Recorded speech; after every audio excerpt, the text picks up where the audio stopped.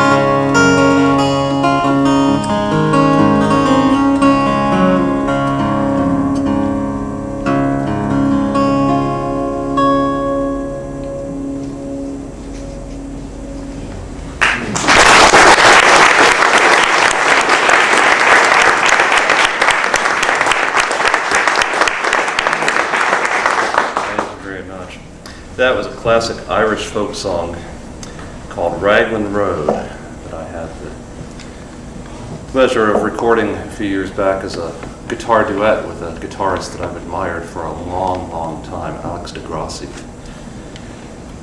And then I had to figure out how to play it by myself.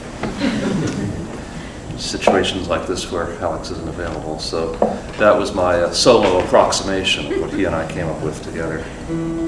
One of the great joys of playing here at Ande Musik, as I'm sure you're well aware, is the wonderful acoustics of this room.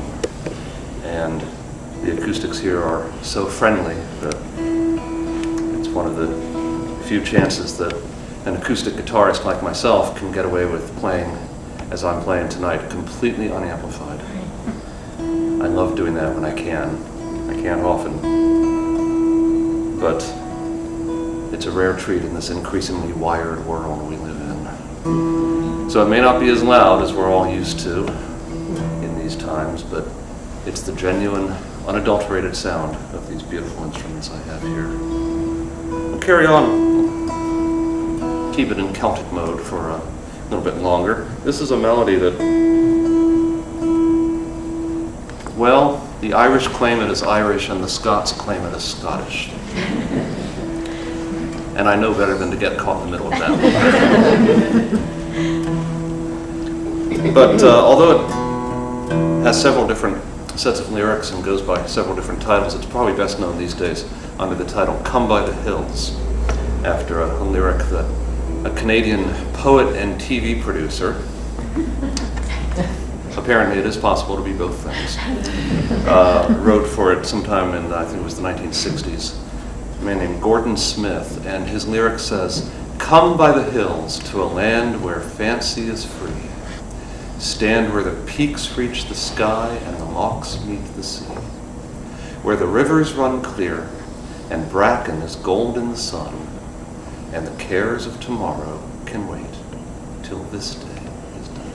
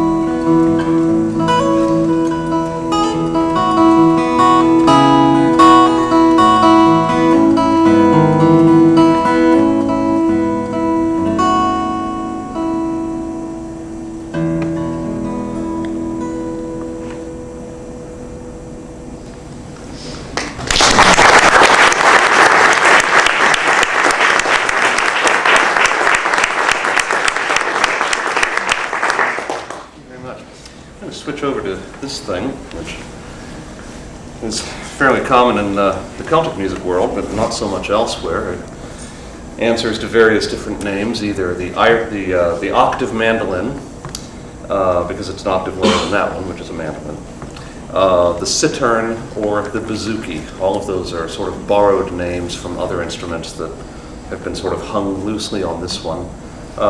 I use them all pretty much interchangeably. I don't really care what I call it. It seems to answer to any of those names. Though I am careful not to call it a bouzouki while carrying it through an airport. So I'll sing you a song this time that comes from a country that could be considered part of the Celtic diaspora if you define your terms very broadly, that being Australia. Well, after all, you know, a lot of Irish and Scots did wind up in Australia in the 18th and 19th centuries. They didn't choose to be there, but that's where they wound up. Consequently, the Australian folk song tradition has a lot of similarities with the Irish and Scottish and English folk song traditions. And this is a song from a breed of men known as the drovers, also known as the overlanders. And these were the men who drove huge herds of cattle across the Australian outback, kind of Australian cowboys, if you like. Sometimes for distances of thousands of miles, driving the cattle to new pasture land or driving them to market. And they were rather larger-than-life characters. They created kind of a self-mythology for themselves, I suppose, on the order of, here in the States we have Paul Bunyan and Mike Fink and Davy Crockett and so on. That's what the drovers were in Australian folklore and myth.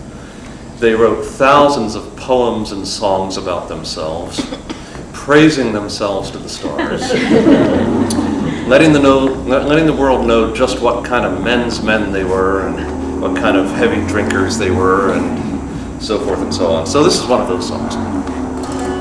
A song from that tradition, and a drinking song, not coincidentally.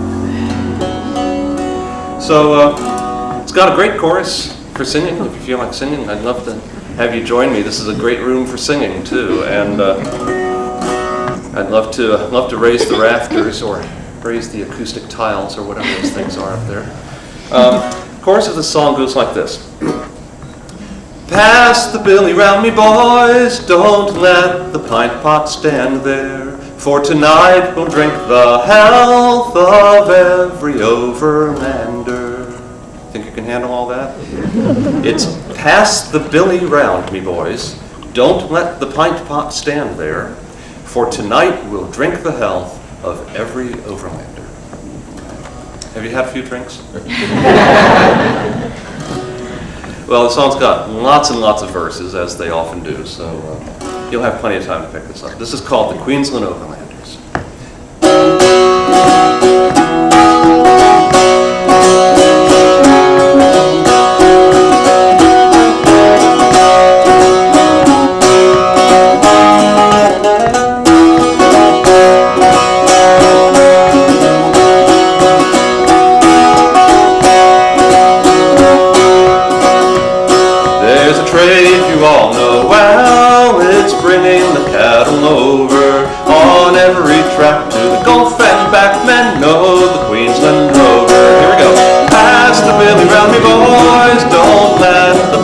Stand there, for tonight we'll drink the health of every overlander.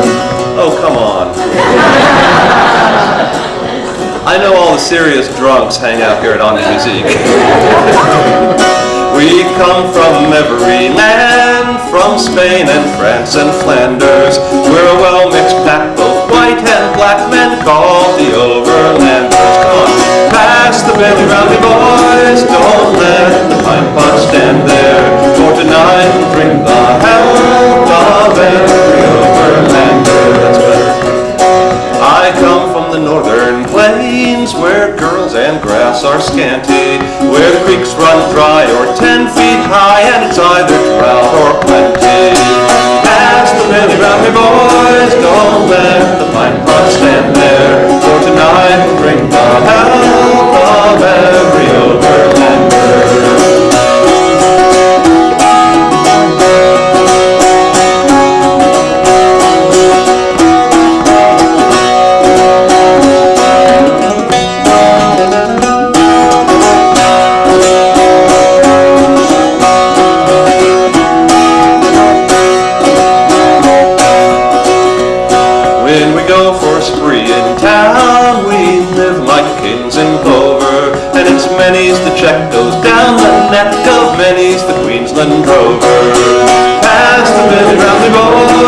don't let the pine pot stand there, for tonight we'll drink the health of every overlander.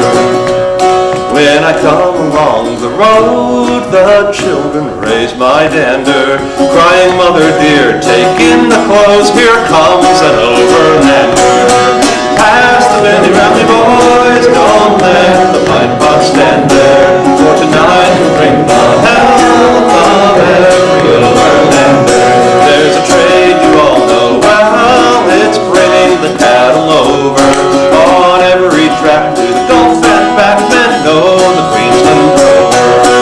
Pass the belly round me, boys, don't let the pine pot stand there, for tonight we'll drink the health of every overlander. Pass the belly round me, boys, don't let the pine pot stand there, for tonight we'll drink the health of every overlander.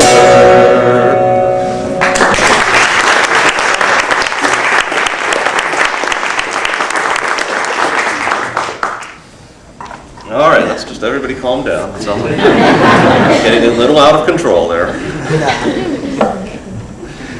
About a year or so ago, I fulfilled a long-time dream, which was to make a CD of solo guitar interpretations of music of three of my favorite composers. Those being Turlough O'Carolan, the great blind Irish bard of the 17th century, who left us with so many great tunes for the Irish harp. The greatest lutenist and lute composer of the English Renaissance, the late 1500s, John Dowland, and the master himself, the greatest composer ever to walk the earth, in my opinion. And of course, who could that be but anybody? Johann Sebastian Bach, yes, of course. So it was a whole CD of Bach, Dowland, and Carolan for solo guitar. Aiming high, you might say. But as I commented to my recording engineer while we were working on it, at least we didn't have to worry about the quality of the material. Or royalties, as somebody pointed out. So, the CD is called Majesty and Magic, and I'll play you some music from that. I'll cover all three of those composers before we're done here this evening, and I'll start off with the music of John Dowland, wonderful Renaissance lute music. I'll play you a couple of his pieces for the lute, and on the CD these are two separate tracks, but I've since discovered that they work just fine if you just smash them together into one continuous medley as well, so that's what I'm going to do here. The first is a love song called Come Again, Sweet Love Doth Now Invite, and I'll follow that with a dance for the lute called Mistress Nichols Almond. So here's some 15th century music for you from John Dowland.